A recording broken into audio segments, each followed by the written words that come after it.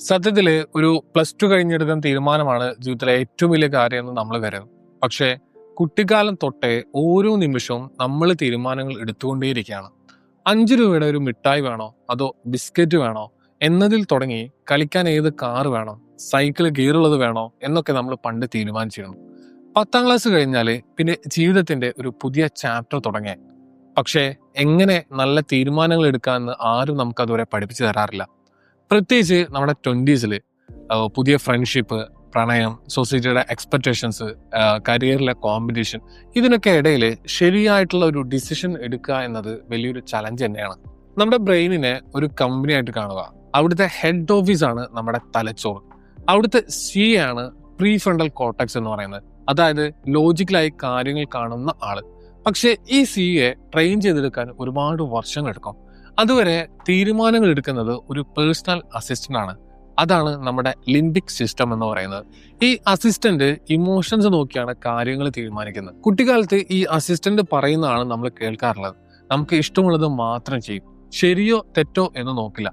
പ്രായമാകും തോറും നമ്മുടെ CO powerful ആകും. എന്നിട്ടും നമ്മൾ എടുക്കുന്ന പല തീരുമാനങ്ങളും തെറ്റിപ്പോകാറുണ്ട്. ഇതിന് കാരണം ചില ഡിസിഷൻ ഡിസ്ട്രാക്ടേഴ്സ് ആണ്.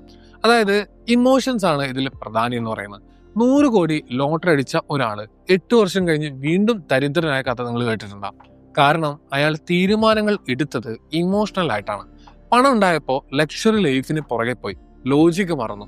നമ്മളും പലപ്പോഴും ഇങ്ങനെ തന്നെയാണ്. ജങ്ക് ഫുഡ് കഴിക്കരുത് എന്ന് അറിയാമെങ്കിലും ഒരു സന്തോഷത്തിന് വേണ്ടി നമ്മളത് കഴിക്കും. ഇതിനെ മറികടക്കാൻ ഒരു സിമ്പിൾ വഴിയുണ്ട്.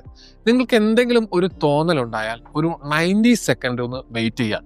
ആ ഇമോഷൻ ഒന്ന് അടങ്ങിക്കഴിയുമ്പോൾ ആലോചിച്ചാൽ നിങ്ങൾക്ക് ശരിയായിട്ടുള്ള തീരുമാനം പല സമയത്തും എടുക്കാൻ പറ്റും. മറ്റൊരു പ്രശ്നമാണ് സബ് കോൺഷ്യസ് എൻകോഡിങ്. പണ്ട് നടന്ന കാര്യങ്ങൾ വെച്ച് നമ്മുടെ ബ്രെയിൻ ചില പാറ്റേണുകൾ ഉണ്ടാക്കി വെച്ചിട്ടുണ്ടായിരിക്കും. അത് മാറ്റുക പ്രയാസമാണ്. പക്ഷെ ആ ഓർമ്മകൾക്ക് നമ്മൾ നൽകുന്ന അർത്ഥം മാറ്റാൻ നമ്മളെ കൊണ്ട് പറ്റും. അതുപോലെ കുറെ ഓപ്ഷൻസ് മുന്നിൽ വരുമ്പോൾ ഉണ്ടാകുന്ന ഒരു കൺഫ്യൂഷൻ, അതായത് അനാലിസിസ് പാരാലിസിസ് എന്ന് പറയുന്നത്, ഇത് ഒഴിവാക്കാൻ ഓപ്ഷൻസ് കുറക്കുക എന്നുള്ളതാണ്. തീരുമാനം എടുക്കാൻ ഒരു സമയം നിശ്ചയിക്കുക. മറ്റുള്ളവർ എന്ത് വിചാരിക്കും എന്ന് കരുതി അവരുടെ ഇഷ്ടത്തിന് തീരുമാനമെടുക്കുന്ന കൺഫോർമിറ്റി ട്രാപ്പിലും വീഴരുത്. ശരിയായിട്ടുള്ള ഒരു തീരുമാനം എടുക്കാൻ നമുക്ക് 4 ലെൻസുകൾ ഉപയോഗിക്കാം. ഒന്നാമത്തത് സെൽഫിഷ് ലെൻസ് എന്ന് പറയും. ഈ കാര്യം ചെയ്താൽ എനിക്ക് ശരിക്കും ഹാപ്പിനെസ് കിട്ടുമോ എന്ന് നോക്കുക. രണ്ടാമത്തത് കമീലിയൻ ലെൻസ് എന്ന് പറയും. നമ്മുടെ തീരുമാനങ്ങൾ കുടുംബത്തെയും അതേപോലെ നമ്മുടെ പ്രിയപ്പെട്ടവരെയും എങ്ങനെ ബാധിക്കുമെന്ന് ആലോചിക്കാം. ഇനി മൂന്നാമത്തെന്ന് പറയുന്നത് POV ലെൻസ്. നിങ്ങളുടെ പ്രശ്നം മറ്റൊരാളുടെ പ്രശ്നമാണെന്ന് കരുതി ചിന്തിക്കുക. അപ്പോൾ ഇമോഷൻസ് ഇല്ലാതെ ലോജിക്കലായിട്ട് ഇതിനെ കാണാൻ പറ്റും. ഇനി നാലാമത്തെന്ന് പറയുന്നത് ബ്രാഞ്ച് ലെൻസ് ആണ്. ഒരു വലിയ തീരുമാനത്തിന് ശേഷം വരുന്ന ചെറിയ ചെറിയ മൈക്രോ ഡിസിഷൻസ് കൂടി ശ്രദ്ധിക്കാം. നമ്മുടെ ജീവിതം ഒരു കൽക്കരി ഖനി പോലെയാണെന്ന് വിചാരിക്കുക. അതിൽ ഒരുപാട് തീരുമാനങ്ങളാകുന്ന ഒരുപാട് കൽക്കരി കഷ്ടങ്ങളുണ്ട്. പക്ഷെ അതിനിടയിൽ ചില തീരുമാനങ്ങളുണ്ട്. അവയാണ് യഥാർത്ഥ ഡയമണ്ട്സ് എന്ന് പറയുന്നത്. ഈ 5 കാര്യങ്ങളിൽ നമ്മൾ ശരിയായി തീരുമാനം എടുത്താൽ ജീവിതത്തിന്റെ 80% പ്രശ്നങ്ങളും അവിടെ തീരാനുള്ള ചാൻസ് ഉണ്ട്. നിങ്ങൾക്ക് ആരാകാനാണ് ആഗ്രഹം എന്നത് കൃത്യമായിട്ട് തീരുമാനിക്കുക. ജീവിതത്തിൽ എന്ത് ജോലി ചെയ്യണം, എങ്ങനെയുള്ള ഒരാളാകണം എന്നതിൽ നമുക്കൊരു ക്ലാരിറ്റി ഉണ്ടാവുക എന്നത് വളരെ പ്രധാനമാണ്. ഉള്ളിൻ്റെ ഉള്ളിൽ എനിക്ക് ഇതാണ് ചെയ്യേണ്ടതെന്നൊരു ഉറപ്പുണ്ടെങ്കിൽ പിന്നെ വഴിയിൽ എത്ര പരാജയങ്ങൾ ഉണ്ടായാലും അതൊന്നും നിങ്ങളെ തളർത്തില്ല. പകരം ഓരോ വീഴ്ചയും മുന്നോട്ടുള്ള പാഠങ്ങളായിട്ട് മാറും. ആ ഒരു ഇൻസ്പിറേഷന് വേണ്ടി വർക്ക് ചെയ്യാൻ തീരുമാനിച്ചു കഴിഞ്ഞാൽ പിന്നെ പേടിയില്ലാതെ നിങ്ങൾക്ക് മുന്നോട്ട് പോകാൻ സാധിക്കും. ഇനി രണ്ടാമത്തെന്ന് പറയുന്നത് ആര് വിവാഹം കഴിക്കണം എന്ന തീരുമാനമാണ്. നമ്മുടെ 20കളിൽ പലരോടും നമുക്ക് അട്രാക്ഷൻ തോന്നും. കോളേജിലോ ഓഫീസിലോ ഒക്കെ അത് സംഭവിക്കാം. പക്ഷേ ജീവിതകാലം മുഴുവൻ കൂടെ ഉണ്ടാവേണ്ട ആളെ തെരഞ്ഞെടുക്കുമ്പോൾ വളരെ ശ്രദ്ധിക്കണം. കാരണം നമ്മൾ എടുക്കുന്ന മറ്റെല്ലാ തീരുമാനങ്ങളും തെറ്റിപ്പോയാലും നമ്മളെ മനസ്സിലാക്കുന്ന ഒരാൾ കൂടെ ഉണ്ടെങ്കിൽ ആ ലൈഫ് സ്റ്റേബിൾ ആയിരിക്കും. സന്തോഷത്തിലും സങ്കടത്തിലും ഒരുപോലെ സപ്പോർട്ട് ചെയ്യുന്ന ആ ഒരു പാർട്ണറെ തെരഞ്ഞെടുക്കുന്നതാണ് ജീവിതത്തിലെ ഏറ്റവും വലിയ ഡയമണ്ട് ഡിസിഷൻ എന്ന് പറയുന്നത്. ഇനി മൂന്നാമത്തെ ഡയമണ്ട് എന്ന് പറയുന്നത് ഹെൽത്തി ആയിരിക്കാൻ നിങ്ങൾ എന്ത് ചെയ്യുന്നു എന്നതാണ്. നമ്മൾ എപ്പോഴും കേൾക്കുന്ന കാര്യമാണ് വ്യായാമം ചെയ്യണം, നല്ല ഡയറ്റ് വേണം എന്നൊക്കെ. കേൾക്കുമ്പോൾ ഇതൊക്കെ ബോറാണെന്ന് തോന്നാം. പക്ഷേ ഒരു കാര്യം നിങ്ങൾ ആലോചിച്ച് നോക്ക്. നിങ്ങളൊരു പുതിയ ബൈക്ക് വാങ്ങി എന്ന് വിചാരിക്കുക. അതിൽ പെട്രോളിന് പകരം എന്തെങ്കിലും ഒഴിച്ചാൽ അല്ലെങ്കിൽ സർവീസ് ചെയ്തില്ലെങ്കിൽ അത് ഓടുമോ? ഇല്ല.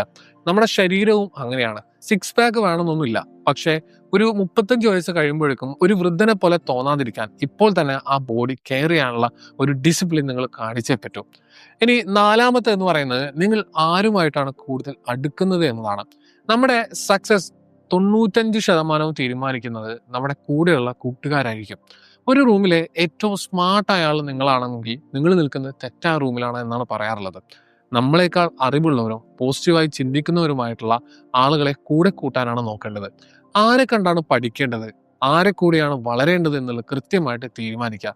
കാരണം നിങ്ങളുടെ സർക്കിളാണ് നിങ്ങളുടെ ഗ്രോത്ത് തീരുമാനിക്കാൻ പോകുന്നത്. 5ാമത്തെ കാര്യം, എവിടെയാണ് നിങ്ങൾക്ക് സമാധാനം കിട്ടുന്നത് എന്നത് കണ്ടെത്തുകയാണ്.